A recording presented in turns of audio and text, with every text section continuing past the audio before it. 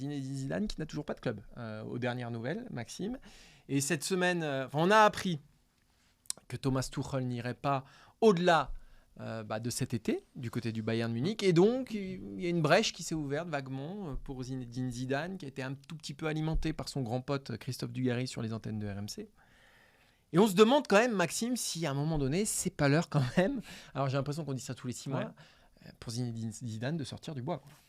Zidane, il sort du bois, de toute façon. Ça fait combien de temps qu'il est... Alors, il est parti une première fois du Real en 2018, année de compétition internationale de l'équipe de France. Il est parti du Real une deuxième fois en 2021, année de compétition internationale de l'équipe de France. Ça fait 3 ans.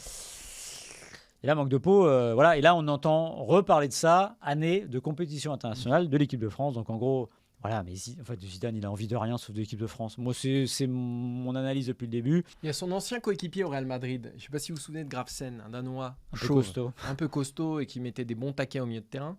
Qui a dit à nos confrères de Discovery Plus, il m'a dit, donc Zidane, qu'il ne pourrait accepter que 2 emplois et demi.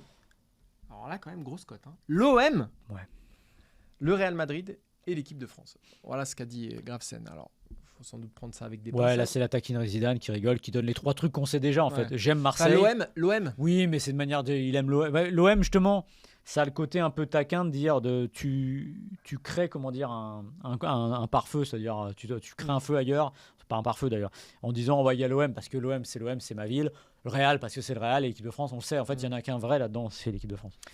En fait, je pense qu'il n'y a qu'un entraîneur qui est capable, qui peut comme ça s'arrêter 3 ans, 4 ans, 5 ans, parce qu'il a l'aura et parce qu'il a le palmarès aussi en tant qu'entraîneur, et ça tombe bien, c'est Zinedine Zidane. Le problème, c'est que là, tu as quand même 3 clubs, le Barça, Liverpool et le Bayern Munich, qui vont changer d'entraîneur à la fin de la saison. Donc ça va créer un appel d'air pas possible. Ça va créer il y aura un vrai mercato des entraîneurs.